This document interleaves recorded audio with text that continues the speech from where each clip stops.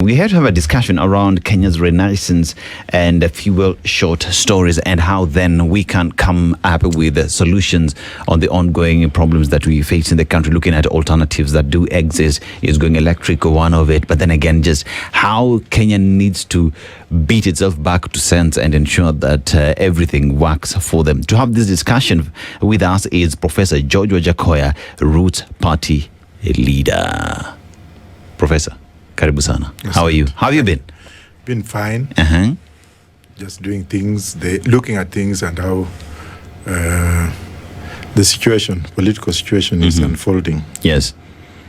And that's it really. Yeah. But I'm glad to see this. You're glad to see Jesse. Yeah, Jesse, may God bless you. You're the one who gave me the strength in this country. Yeah. You are very polite to me when I first started. When the world, the media pushed me aside, Jesse held my hand. May God bless you. God bless you, Prof. Gotta love it. Good to meet you. Gotta love it. Yeah. Professor, you are seated on the hot seat. But before that, every week we usually go to a different African country. Today we are in Djibouti. They just voted in the president for the sixth time. The gentleman got over 97% of the vote. We talk about it being a city that relies mostly, a country that relies mostly on its port. Over 76% of GDP is driven by the port and logistics activities, acting as the main sea access to Ethiopia. But the proverb that we do get from the people of Djibouti says, words are shared and meat is shared as well. How would you interpret it? Can you come again?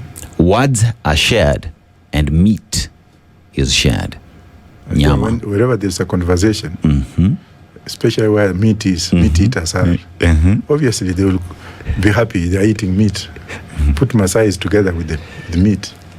Yeah, let me give a synopsis of Maasais hunting lions. They're very aggressive and abrasive. They're looking for a lion, they want to kill it, and therefore their life is in danger at that particular time.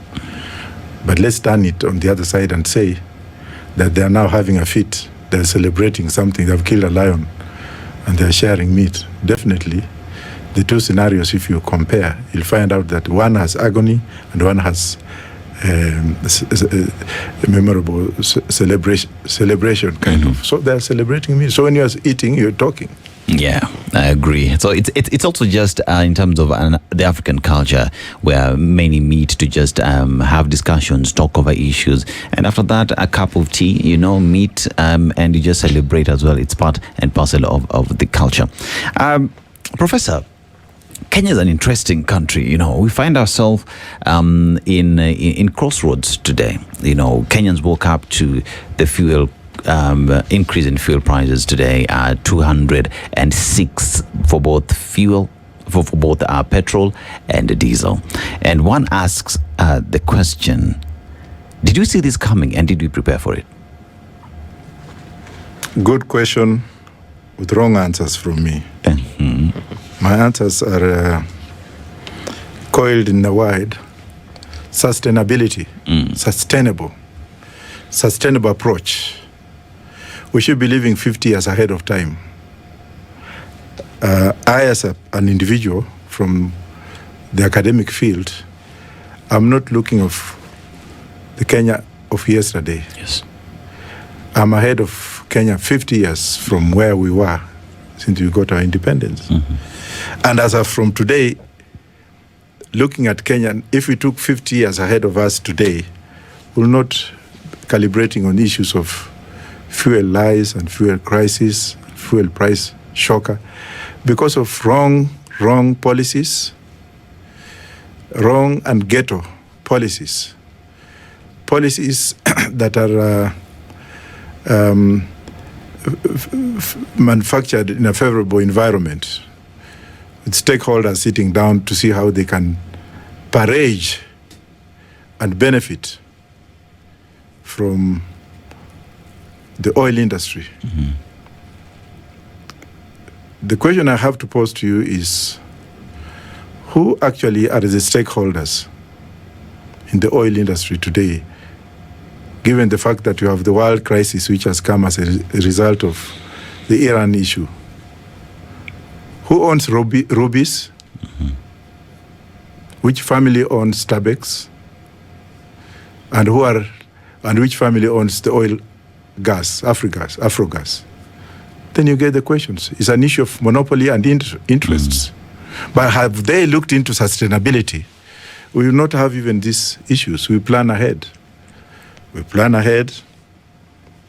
And we look at it that way. Yes. Because many would look at the fuel situation in the country, and let me just take you through the kind of taxes that Kenyans are paying today in terms of fuel. So the value-added tax is at 16%. So it was reintroduced fully in 2023 from 8 to 16%. And we have the excess duty where petrol is 21 shillings and 95 cents per litre, diesel 11 shillings and 37 shillings per litre, 37 cents per litre, and the kerosene at 11.37. You go to other fuel levies, petroleum development levy, road maintenance levy, railway development levy, petroleum regulatory levy, anti-adulteration levy, anti-adulteration levy. Yet we find that individuals who brought fuel in the country in the scandal that we see today is because that fuel has not met the requirements and the grade that is set for Kenya. Do we have political goodwill, Professor, in serving Kenyans and ensuring that each and every single service that they do required is up to par as per the Constitution and as per the policies that we do have? First of all, we don't know what the policies are.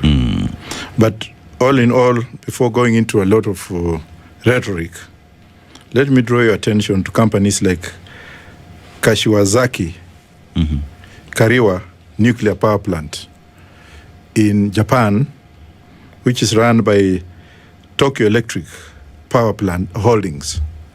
You'll find out that company produces 8.2 guitars. That company alone in Japan, whereas Kenya produces 3.84 guitars. And how many companies in Japan alone, as tiny as it is, are given the monopoly? The issue with Kenya is monopoly and the oil barons. Starbucks owned by Ruto, Ruby's owned by the Uhuru Kenyatas, and the other gas companies owned by the Railas. What do you expect? If you look at those other companies outside the country, you'll find out that this issue of this levy, that levy, this levy, that levy does not exist. If you look at the Constitution is very clear. It talks of rights and economic rights. Economic rights are economic rights which are fundamental, not privileges. These rights are constituted in the preamble of the Constitution, which means that you cannot touch on those rights without, first of all, referring to the people, the very, very people in the preamble. Now, when they are raising these taxes through these policies that we do not know, have they asked the people? My alternative would be, and this is why I said I'm living 50 years ahead of Kenya in terms of economic development. We look at the industrial hemp as a solution. Industrial hemp as a solution. And to those who are listening to me now in this studio, you can Google top 5 countries leading in industrial hemp production. With the industrial hemp production, which Burkina Faso is the first country in Africa that have taken that route, you'll find out that the issue of reliance on the Middle East should be an issue of the past. One thing that you'll never find in brackets is Israel. Does Israel import oil? Find out where it does. Or how does Israel survive? Israel and China fully relies. China relies on imported oil. Israel has got its own systems of producing oil. And if I may look at the 5 top countries that are involved in industrial hemp, You find out that China tops the list, followed by India, USA, Canada, and Netherlands. And if you look at the market values, you look at the production statistics, production volumes, you find of the strengths and regulatory protocols, you'll find that the people who are the consumers in that particular environment are the people who actually make or contribute towards policy, which is reviewable by their own mandated organs. Look at France, for example. France is leading in hemp production, of which it produces 50%. Now, if Kenya, for example, produced hemp, then we will not rely on imports because we shall have our own fuel, we shall have our own gas made out of hemp, because our soils, from what I said before, when I first said that I was running for president, has come to pass today. Why would we be fighting for importing oil from the Arab countries with the middlemen, with the monopoly of people like Kenya Pipeline, whose corruption scandals have been increasing day in, day out? Look at the fuel shortages in this country. Why would we be talking of fuel shortages, yet we could have, if we could have grown hemp, would have reached very far? For example, now wacha niongee kwa Kiswahili kidogo, wale wafuasi wangu wa Kiswahili wasikie. Sasa hapa tunaenda Kisii kutengeneza bangi. Bangi, of course, kwa Kiswahili ndio hemp kwa Kiingereza. Natengeneza mafuta, gari yenyewe ni ya hemp. Tumetengeneza gari from the hemp byproducts, bangi. Tunavuna hiyo bangi, tunatengeneza mafuta yetu, tunaweka kwa hiyo gari. Dereva pia yuko hapo, anaendesha hiyo. So tunafanya vitu mara moja, sitaki kwenda tu in detail. So we are talking of hemp industrialization.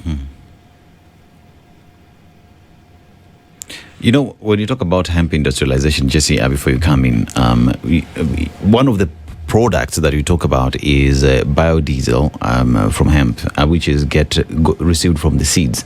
And based off what I'm just reading is the oil can be processed into biodiesel similar to sunflower soybean and can power diesel engines with little or no modification.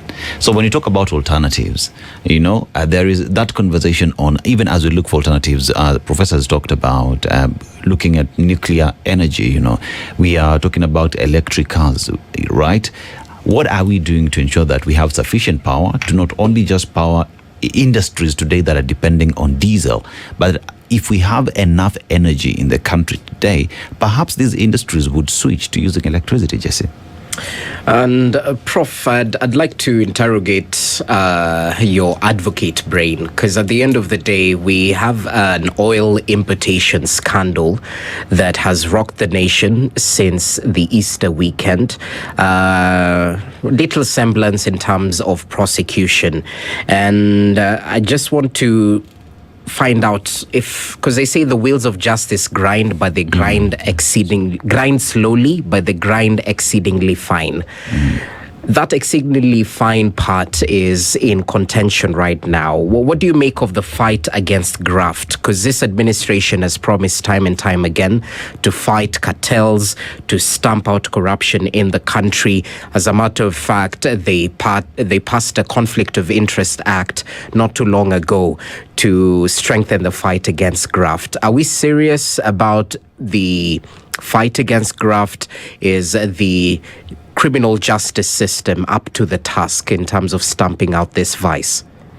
If you look at what we call the psychic defeat theory, psychic defeat theory in criminal justice, for which I just got my second PhD recently, you'll find out that the methodologies of crime prevention in this country are just on paper, but on paper. What we are proposing is harsher penalties. Harsher penalties. If you go to China, we have the death penalty on corruption. If you go to Afghanistan, they have the best method, and Roots Party will borrow from Afghanistan. In Afghanistan, if you're found to have involved yourself in corruption, they will give you the right. You'll have to pass through the the justice mechanism. And if you're found guilty, definitely they will hang you upside down, just like they hanged the former president of Afghanistan. Hanging these people is the only solution. Introduction of death penalty will only be the solution, and that's why we in Roots Party are advocating. Forget about the human rights. Human rights is synonymous to corruption. We sing it every day and we play the opposite every day. So with all this that has been going on for the last 60 years, finding people who have been arrested by the EACC, finding some of them, their charges being dropped when they are appointed to sing the tunes of President Ruto. I mean, this is all rhetoric. We shall start with Ruto himself. Let us try Ruto.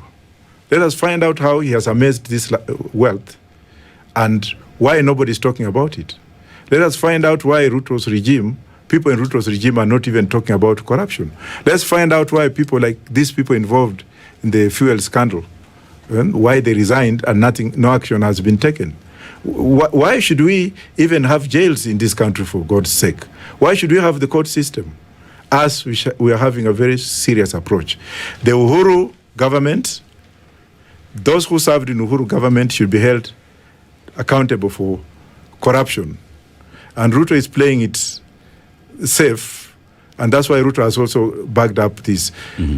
Corruption never rots. Corruption. Wale ambao waliiba wakati wa Uhuru Kenyatta, wale ambao wanaiba na Ruto sahi, wale ambao waliiba wakati wa Moi, all these people should be brought to book. And if 10 of them are hanged, we shall have a corrupt-free country. When I take over, for example, coming back to your question, this constitution here, we shall have to go back to seek, to ask Kenyans to review the constitution, because some of it was copied and pasted. We are not ripe for that kind of blue paper which has the judicial aspect, alafu tunasema to constitution nini. Hapana, wizi umezidi nchi hii. For example, now if you look at people like us who advocate for changes in this country, you'll find out that we are given very small kind of attention. I'm just telling Kenyans that time has come where wananchi should take the law into their own hands. If they find that you've stolen and the courts are not going to be favorable to you, let the Kenyans try these thieves in the open. Yeah. That's the only way, because the preamble allows that. If you look at the physiology in the preamble of we the people, let's take the law in our own hands. How would we be looking at SHA, for example? That, how is it called? SHA? What is the full abbreviation? Look at the mess. Authority. Look at the mess in hospitals today, and nobody's talking about it. Come on. I feel like crying when it comes to these issues of corruption. Those who have stolen in this country, Kenyans should round them up. They should not make them sleep. Ukiwa ni mwizi umetoka Mumias na tunajua ni mwizi, utakuja kulala Mumias nini? Let them start with me. Let them not sleep. Because Ruto has failed. The regime has failed. Yeah. Professor, when we talk about the wheels of justice and how it is moving, there is the issue of, I'll give an example. EACC during the election period comes up with reports and says individual XYZ is not fit to hold office. They should not be cleared. That's their report. That report is forwarded to IEBC for clearance, but IEBC goes forward and says, we will clear this individual because the Constitution, I think it's Article 90, allows one to explore all the avenues of appeal until that time when he finishes that. So you find individuals who in the face of things, because they're being investigated, not suitable because of EACC have said so, they still get cleared and get elected. Is it about time that we relooked at what EACC reports mean, and that it's about time we gave it power, that once EACC says you're not fit, it ends there? IEBC, DCI, whether you're cleared by them or not, once a single body in that chain says no, you do not run for office. But we do not want to do that because that has to go through Parliament. We have to amend the Constitution, and because you find, unfortunately, majority of these corruption cases involve them. The reason why it's not being passed, would you reckon? First of all, I'll give you examples. Recently, there was the broad the broad-based arena, where 5 people were cleared by the EACC. Oparanya had a case with the EACC. Alikimbia huko kupewa certificate. Aisha Jumwa was alleged to have murdered somebody. Alikimbia huko akapewa certificate. Wale wengine walikuwa kina nani? Opiyo Wandayi at that time was scandal free. Right now, of course, you can see he's been embedded in the scandal. We are just tired of that rhetoric. Hii kitu ya EACC, wacha niwaambie wakisikia kwamba nikitake over, they will be responsible for a lot of things. Because Chapter 6 is very clear. Chapter 6. Yes. In England, it's by questionnaire. When I was running as Member of Parliament for Tottenham, I failed to satisfy in the questionnaire form. Wanakuuliza jina, if you're married, name of the wife, children, do you owe any debts? Bring that report from the debt collection agency or what have you. If you have had a criminal record, una mention. If it's pending, you get disqualified there because you are not fit until you are rich. Yeah. And mine was very simple. Are you married? Yes. Marriage certificate. Sikuwa nayo. That's how I lost to David Lammy, the current Deputy Prime Minister in UK, as MP for Tottenham. So, when it comes to issues of integrity, those should be the fabric of society. Where you have been involved in a scandal, clear that scandal first. Come back and say, I was cleared. Not because it is pending. Look at the Kidero issue. Look at Mumia's Sugar Company. We are forgetting all these things, and now people are camouflaging themselves into political rhetoric by singing songs of, Kenya is at a death row, crossroad. Things have gone bad. What do we do with corruption? And the whole thing is just around corruption. People are now running into UDA to take refuge because they have had scandals. And that's why I'm looking at them. I'm not saying I'm not running, I'm running for president, but we are studying these people.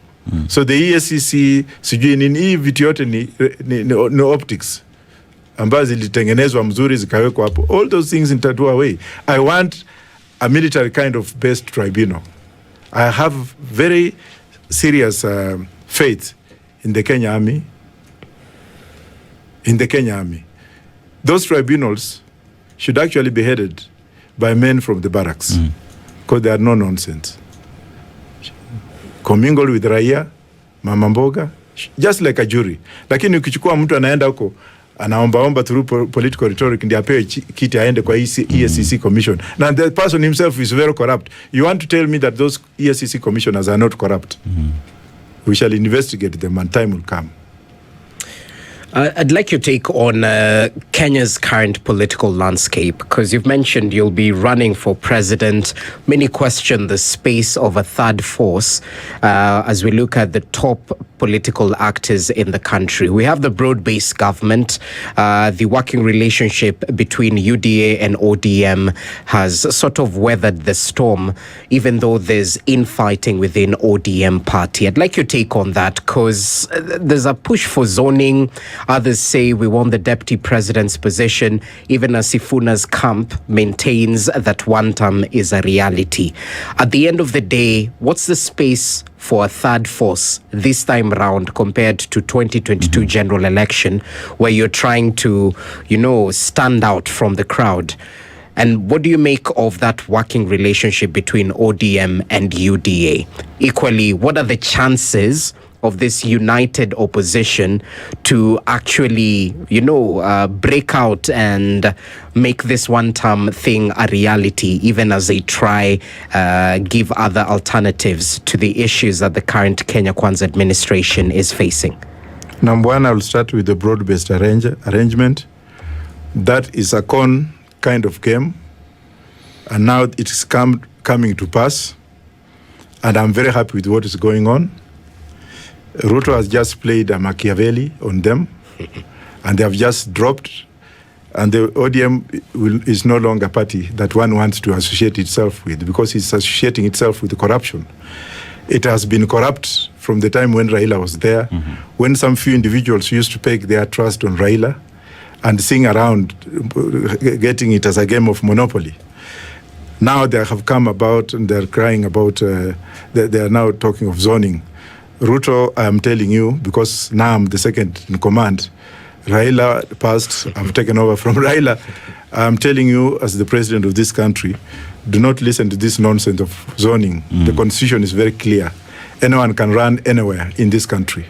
So that one, Ruto, I'm advising you, do away with zoning. Number two, I'm also praising you in a way. They're the ones who have joined you. They're the ones crying to join Ruto. You have made them sing your song. There, you have scored that one. This now is a scorecard for Ruto.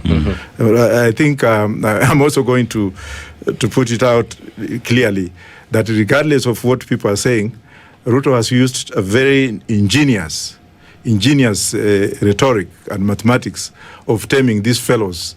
And now the true values of the so-called ODM, people like Kaluma coming up and saying that they will now walk out of ODM. Let them walk out, there will be another member of parliament. Whether that member will be a member of Roots Party or UDA or Kalonzo's party, we welcome that. And I'm welcoming that in terms of what have you. But then when now we go to the opposition of which I belong, how are they called? The United Opposition, alternative government. Yeah. I think they are also because they were not on the ballot. I was, and they don't know how to run for a president. They are trying to. I think I differ with this gentleman because of their non-policy approach. Niliwaambia kwamba kaeni chini, form a secretariat, come up with a policy, go to the members of public, solicit their views, let us discuss issues. Yeah. They resorted to going into a cinema kind of approach. Wanakaa mikutano zao kwa maofisi, wanaunda vile watachukua inji, moja atakuwa prime minister, moja atakuwa hivi, alafu in the afternoon wako kwa rooftop. What are they talking about? Ruto. They just made Ruto a very powerful man. Talk about issues. The abuse of Ruto, that one I refuse. We in Roots Party don't subscribe to Ruto. If I'm abusing Ruto every day, and his son was my schoolmate at the Kenya School of Law, how do you think his son will feel like? I'm talking of Nick. Let's not go individual. Let's not abuse. Oh, Ruto amekonda, Ruto anakufa. Can you compare Ruto to Mbuzi? Really? I think Ruto needs to crack the whip. If I was the president, I will not take that kind of nonsense. And I'm not saying that I'm supporting Ruto. Let reality come out. First of all, some of these fellows should declare their wealth. How did they amass this wealth? Who is funding them in these meetings? What difference will there be between them and Ruto? I would rather single out Kalonzo. Kalonzo is approachable. Kalonzo is somebody I can work with. Now, if you come to Gachagua is becoming a kingpin. How do we call them? A warlord. He's just coming up with the metrics of a warlord. It's me, my tribe. Me, my tribe. But what you are not telling Kenyans is that if you go that route, Kikuyus have been in power for how long? Really? How many tribes do we have in this country? Why do we have to divide this country? Why are you putting Kikuyus in a very bad position? Why are you creating a hate for the Kikuyu community? I have a daughter from the Kikuyu community. I have no issues with the Kikuyu community. Sasa Akorino kwenda State House, umekuja kusema walienda bila idhini yako. That is really wrong. We are not going that direction, and Wajackoya is not going to be part of it. We need a Kenyan system whereby a Mijikenda can also come out and say, mimi ni Mijikenda, munipigie kura. Si ati uko na kura ngapi? Wewe, lete hii. Hiyo nimekataa. Please, Gachagua, I'm here to see you and I'm coming to see you if you want to. Just to tell you one thing. Lower your rhetoric down. Lower your rhetoric. You are a leader. We accept you. You have shown us what we didn't see before, but abuse will not result into anything. Wewe unatukana Ruto kwa nini? Why do you abuse Ruto kila siku? Now, Ruto also refrain from answering. Refrain also from abusing people. I was abused by my running mate for almost 1 year. Did I answer her back? No. Where is she now? Nowhere. Therefore, don't actually respond unless it's necessary. Kibaki never responded to foolishness. And Kibaki's legacy is there to stay. But then when it comes now to people making a decision, we are the change. Let them actually talk to us. I'm talking to people now. I'm not making noise. Yeah. We're finding out issues, discussing with the people. Look at me. If you want to vote for me, fine. If you don't want to vote for me, vote for Danger. The way you voted for Ruto. Ruto has now brought us in a mess. Yeah. Is opening roads.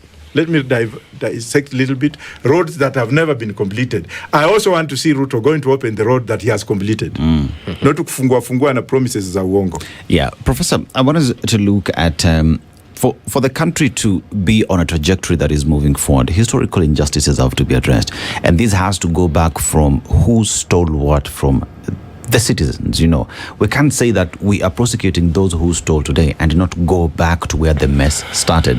Kenyans want to see a complete change in terms of our problem started here, we are here moving forward, we have addressed all these problems. But that notwithstanding, there is also the question on the table on what's the agenda.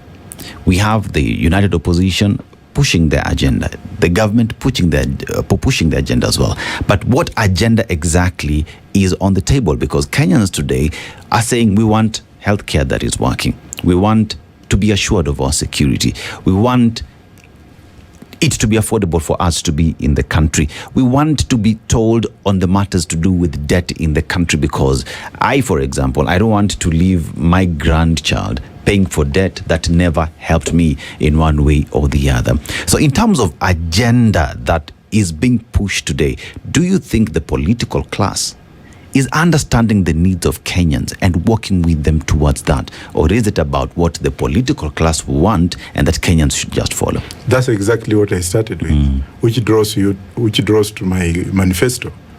I have a manifesto. I'm trying to talk it out. I'm telling Kenyans these are the issues we are facing. Let us see what we can do. Let us discuss it together. Let's come out with a conclusion. For example, now, issues of counties. We have too many counties in this country.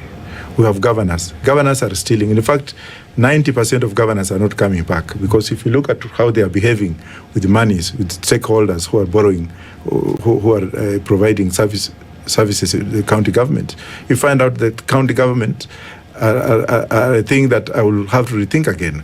We need Kenya to be divided into regions so that we have easy access to development to the lower cadre of Kenyans. Our manifesto on that is we revert back to the old provinces so that we have 8 states, and then we leave counties within. Counties within the regions. For example, I've always talked about this. We have issues of resource instrumentalities. Resource instrumentalities means that if you have Nakuru as the capital city of Rift Valley, then we could have a prime minister in Rift Valley, just like we have cantons in Switzerland, just like we have regions in Nigeria. And then they will have their own parliament, and the counties will be within the state. For example, now Narok County produces wheat. It produces, it's a water tower, catchment tower. Narok County is a source of tourism because of the wild beast and elephants and what have you. Narok County is also a human resource area. So if we have Narok County sitting as a county now, the legislative assembly in Narok County, they will look at what kind of revenues they have collected, and then a fraction of that revenue into the most needed areas of development, especially in terms of logistics, schools, hospitals, what have you. Then they will vote for a certain fraction to be taken to Nakuru state, where the state also will look into the needs of the state, and then the state will allocate what the central government would require on their blueprint. For example, now when it comes to issues of instrumentalities, let me say a road passing through Narok to Bomet, Nakuru County will sit down, Nakuru government will sit down and say, okay, what are we going to do? Are we going to have a national road? Because that will come, national instrumentalities will come from the government, and they will give specifications. So what kind of instrumentalities have we been given? If you have to build a highway, does it meet the specifications of the national government requirement? And then how do we apportion revenue for that? How do we account through taxation? Do you have a 3-tier kind of taxation in Narok County, state taxation, and then national taxation to collect revenue so that we can actually equitably distribute this revenue through the counties, which will make us also go to another step of doing away with the CDF, because that is a resource which is never properly accounted for. You see members of parliament abusing CDF, yet their work is to oversight, not to become distributors. That's why corruption is embedded. And when Raila was saying this, we discussed with Raila, and I was of the opinion that Mzee, kindly, let's do away with the CDF. So if we have that kind of infrastructure, and we have now instrumentalities passing from one county to another county, from one state to another state, then we shall equalize, whereby Narok will be given the autonomy to legislate on the local necessities, like road transport, car registration.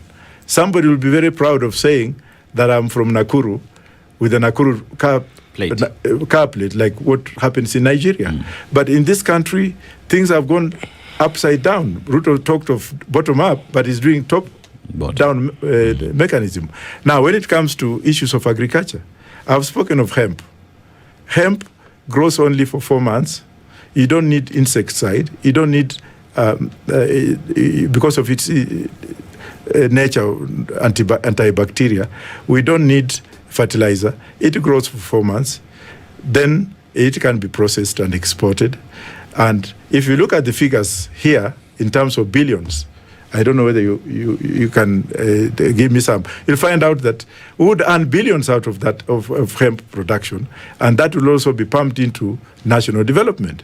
The president will never, the constitution will also bar the president from opening the ghost projects.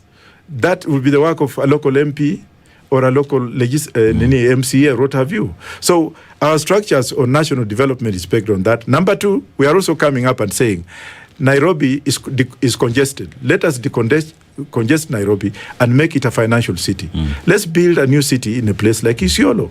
The proximity of Isiolo, between Isiolo and Ethiopia, corridor, Somali, North Sudan, and then the rich agricultural environment around the mountain will be a thing of the past. We harvest miraa, we harvest flowers, we put them in, we take them to Isiolo International Airport and export them instead of driving and causing mayhem on the road coming here. So we said our city, we shall shift the city to Isiolo and also shift the parliamentarians. Parliament should be removed from Uhuru Highway, either ijengwe Nakuru, proper devolution of administration, ama ipelekwe Isiolo. Why would we have Minister of Agriculture with offices in Nairobi? What for?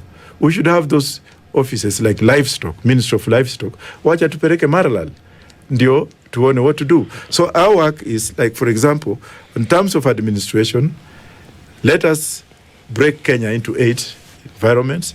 In terms of infrastructure, in terms of the capital city, in terms of waterway, in terms of transportation, issues of identity cards, issues of voters card, wacha watu wakienda kuchukua ID cards, wapewe voters cards to minimize so that Kenyans can be given the right to. And perhaps, Prof, as we continue, speak to those who might question the practicality of your ideas, because you tried your stab at the presidency. Kenyans didn't go with you. They decided to take another route. What makes you so sure that this time round you have the ideas that will get Kenyans out of the comfort of their homes to actually vote for you come 2027? And even as you tell the opposition to focus on issues, what issues are you propagating for when it comes to the health sector, when it comes to the education sector? Why should Kenyans trust you this time round? And it's good ideas about hemp, but there seems to be a negative connotation whenever we talk about hemp or bangi or whatever. This hasn't changed. It's still an illegal substance in the country. How do we change the narrative to see the positives so perhaps we don't throw the baby with the bathwater, as they say? First of all, you have raised 3 issues. One is on education. I'm going to speak on that. One is on healthcare. I will speak on that, and one is on hemp. I will start with the hemp one. Okay. And I will wish to refer you to the current market insights of the hemp production. You'll find out that the global hemp seeds market size was valued at USD 442 million in 2024. $442 million.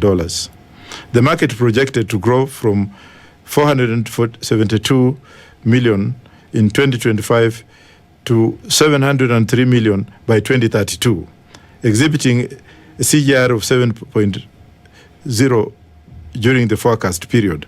Now, that is just one element that the global markets on hemp are projecting, especially to those countries that are relying on hemp, that have improved their economic development and production. Now, when we go to the hedge of understanding, obviously we are now talking to religious organizations because we wanted to let them know that hemp was not for smoking. I personally have never smoked a cigarette since I was born. I don't even eat meat. We are trying to tell the Kenyans that, look, let's look at the success stories in countries where hemp production has been a success. For example, if you look at the clothes I'm wearing today, this suit is purely hemp from a Canadian company. Okay. You can Google. It's about $3,000. That's money. If you look at my shirt, you can feel it. This is purely hemp. Yeah. Purely hemp. If you look at my shoes and socks, that's purely hemp. Why did I have to go to this level of buying something very expensive? I wanted actually to tell Kenyans that this is what I meant. I did not mean this. And if you look at hemp also, we have hemp which is for medicinal purposes. Cancer cure is by hemp. We had COVID, which was cured by a drug which was manufactured by Pfizer through hemp. If you go to South Africa today, most of the cancer patients in Kenya are flown to South Africa for treatment. And what is it that treats them? Medicine they're using is hemp. Yes. Now, when you leave that, because of the issue of awareness, creation of awareness, with which we are now doing with the limited resources, let me refer you back to the education system. What is our goal? What is our achievement? What do we intend as Roots Party to do in terms of education? We shall revert back to the Kenyatta One administration. The Kenyatta One administration education policy was borrowed successfully by Russia. It was also borrowed by England, where the colonial masters came in, whereby the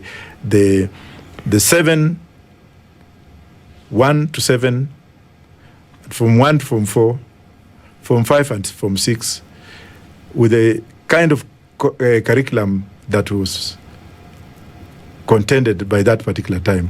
You'll find out that academics who are produced during that particular time are the ones that are leading the world, including the likes of Obama's father, who was taken to the US through the Tomboya projection.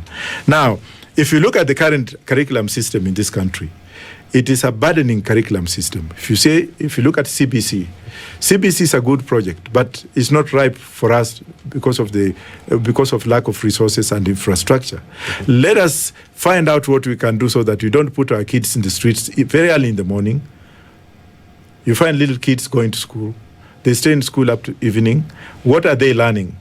They're learning the history of Queen Victoria, besides other things. What do we have to do with Queen Victoria, Prince Charles, Shakespeare? What kind of language, what kind of mentoring are we trying to mentor these kids into?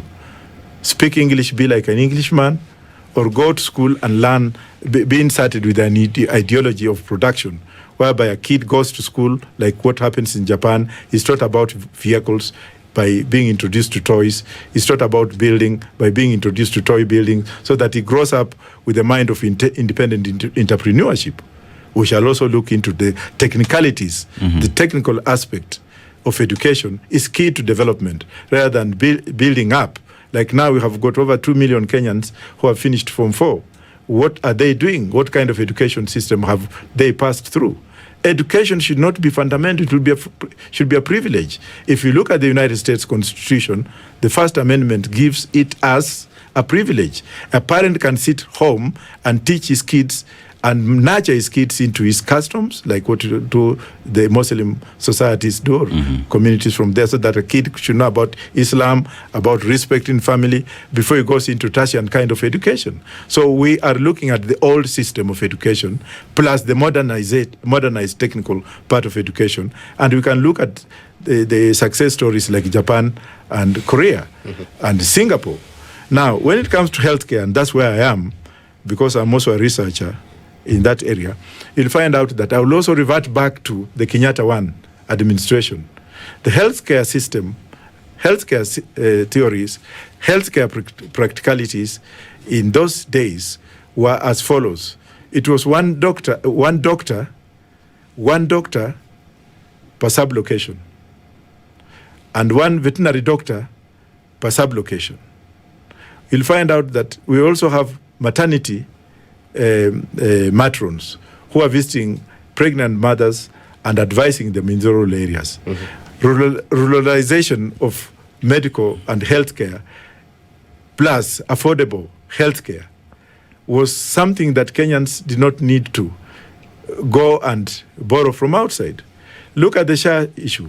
In 95, I was a part of the group of lawyers in UK who were commissioned to look into the UK healthcare policy. We flew to Cuba to find out why Cuba was a success story. Because in Cuba, it was every 6 Cubans had one doctor, and even had doctors on standby in tourist areas, so that if somebody was arrested by an issue, doctors were there to treat and to prevent what have you. So we found out that in 1967, Fidel Castro sent a group of physicians to Kenyatta, to Mzee Jomo Kenyatta, to study about our healthcare. And that's the blueprint that he copied and put in press. And Britain, NHS, National Health Fund, NHF Fund, when they sent us to Cuba, we borrowed what Cubans were doing, and that's what is working in Britain. Yet the whole thing emanated from Kenya. So as a scholar and as a person who has been involved, we shall revert back. We shall also have affordable insurance, but with the introduction of hemp production, healthcare should be free and education should be free, because a citizen of this country is a citizen of the country, is a product of the government, is owned by the government, and the government ought to take care of that person until the age of maturity. Professor, we listen to the promise that you give, the solutions that you offer. Unfortunately, Kenyans find themselves in a position where to trust a politician is very difficult because of the history that has been there. Because earlier in the morning, we talked about the promises vis-a-vis implementation, and it's zero. So with all these promises, Kenyans are asking, but how do I trust you? How do I believe in the current position where the country finds itself that you will deliver on everything else that you're saying? What makes you different from everyone? Yeah, because Wajackoya is a different person, and I've been designed and prescribed by a lot of people in different way. They have called me a mad person. Yes, everybody has got some degree of madness. They have called me this, they have called me that. They even said I never went to school. I had to fight to go back to Nairobi University just to fulfill the egos of other people. Let them look at me. Let them look at my history. Let them look at where I am at the moment. And the rest is them to decide. If they want to vote for me, fine. If they do not want to trust me, let them trust somebody else. It's their choice. But that notwithstanding, then how do we deal with Kenyans today to look at a political class not as individuals who are unreachable, but to understand that the power belongs to them? Because unless Mwananchi looks at the power that I do have and I exercise that right in donating it to Mwananchi, to the politicians who are asking for our votes, then they would understand how critical they are in the entire equation. How do we communicate to Mwananchi today to understand the constitution, what it means, the power they do have, and the role of the political class in serving them? Actually, the best way of answering that question is to go to the Genesis. Kenya has now become very easy. You have Genesis who are informed.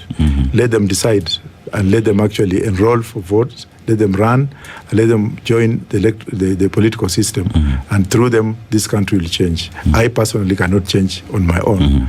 let Kenyans decide. When it comes to issues of lies, yes, politicians lie, promise things they are not supposed even to promise, do things to gravitate towards the presidency, so that they can be seen to be more loyal than what have you. Let Kenyans just rub them off. In fact, the majority of Kenyans today have learned that a lot of us tell lies, and that's why they are doing what they are doing. And the demonstrations that are ongoing, I actually support them, because demonstrations are actually enshrined in the constitutions. But if the country does not want to listen, let them keep on. One day they will find themselves in a mess that they will never want to come out with. I'm not abrogating for the overthrow of the government or what have you, but let me tell you one thing. One day, the very, very people will be marched naked in the streets to account to Kenyans. And I will promote and tell Kenyans to ask these people not to wait to be promised lies. Let them follow the Constitution, where they can take the law into their hands. They are protected by the preamble of the Constitution. They can make decisions favorable to the nation. We cannot keep on being suppressed by 10% of the population just because the Constitution says so. If somebody steals, what do? You take him to the courts, the cases take forever. The very, very judges whom I don't believe in, and I have no single shinjil of believing in our judicial system. Let Kenyans take the law in their hands if that's so. Yeah, it is a good place to end. It is a good place where we get to hear what Wajackoya has to offer Kenyans, the solutions there are to the issues that are bedeviling the country. And with that, we want to say asante sana. These conversations definitely must continue. And to Mwananchi, that is out there for you to decide. Decision is in your hands, and it is upon you to chart the way forward in the decisions and in the future of the country. Professor George Wajackoya, Roots Party leader, on Kenya's Renaissance and Fuel Short Stories. This is the Situation Room, the only way to start your day.